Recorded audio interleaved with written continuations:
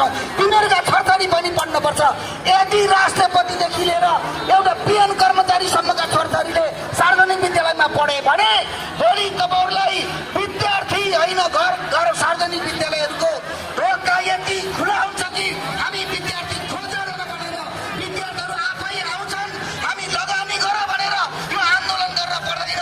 आज भोलि राष्ट्रपतिदेखि लिएर तिनका छोरछोरीहरू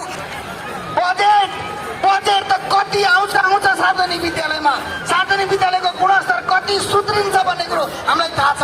त्यही भएको कारणले गर्दाखेरि आज हाम्रा अगाडि राम्रा कुरा गर्छन् तर ती बिचौलियाहरू ती माफियाहरू यो विद्यालय शिक्षा विधेयक अझै पनि रोक्न चाहन्छन् अझै पनि छेक्न चाहन्छन्।